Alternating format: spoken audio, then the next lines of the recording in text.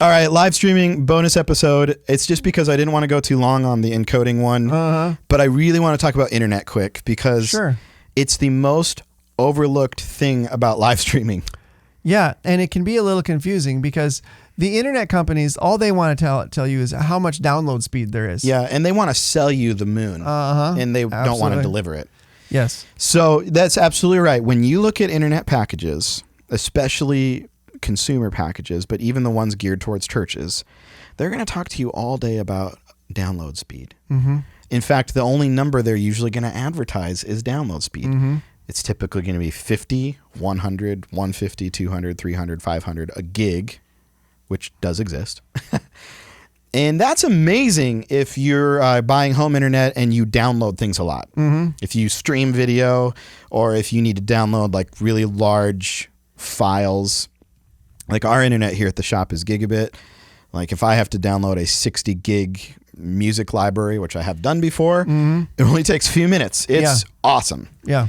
Has nothing to do with your upload speed. Nothing to do with live streaming. Nothing to do with live streaming because live streaming is an uploading process, not a downloading process. Let's just think about this for a minute.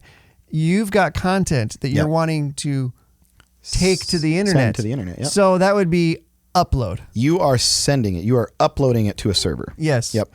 So that's the only speed you want to be concerned with when talking about live streaming.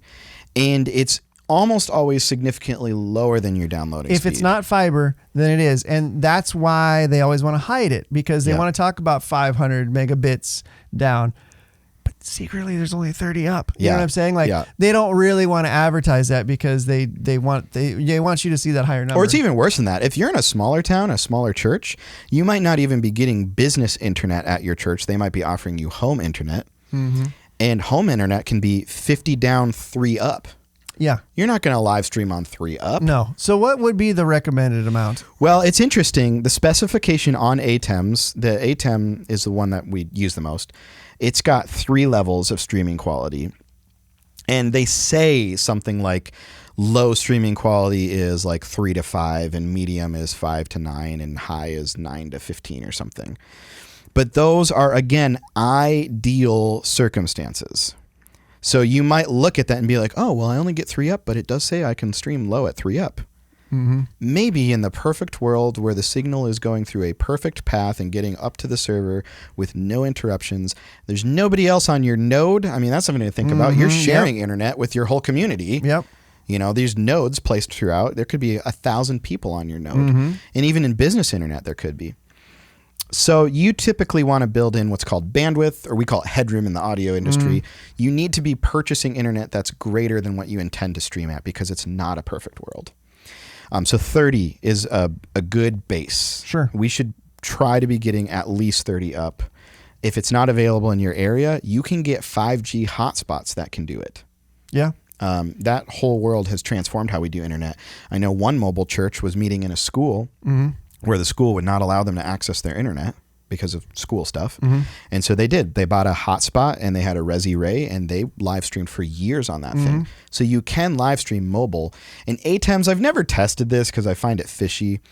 I'm sure it works good, not meaning to badmouth them. But ATEMs do have this thing where you can actually tether your smartphone via the USB-C cable to it. Yeah. I've never done that either. And you can use your smartphone's hotspot to actually live stream.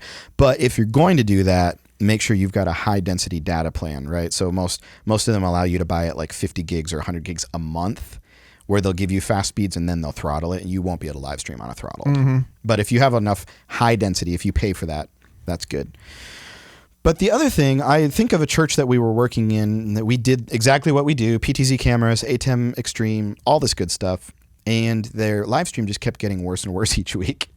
And I happen to work there doing the audio. I was not doing the live stream, but I work next to the guy who does it. And he's like, man, look at this. It's looking really bad. And on the ATEMs, they have this cache, that stores data when it can't get up to the internet. And the cache, if it's going up in percentage, there's a problem.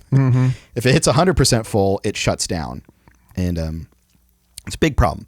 So he was noticing that his rates were fluctuating hugely during service from maybe 5 megabits a second down to like 0.1. I mean, really bad.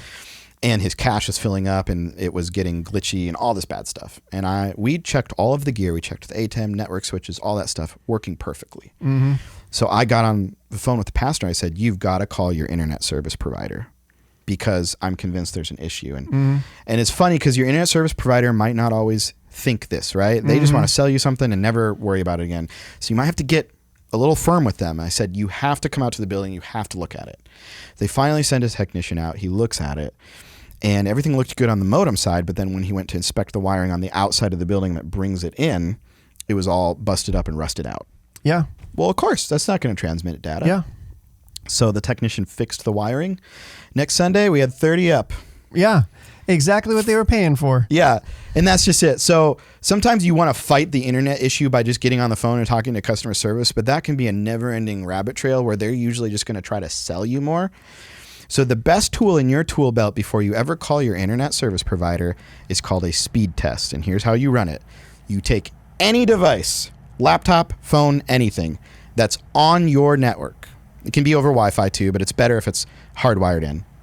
You go to Google, you type the words speed test and hit enter. It's going to pop right up. It's going to say run speed test. And when it's done, it's going to tell you what you're actually getting on download and upload speeds. Then take that information to your internet service provider, because if you're paying for 100 down, 30 up, and you got 60 down and 2 up, you can tell your internet service provider there's a problem. Yeah.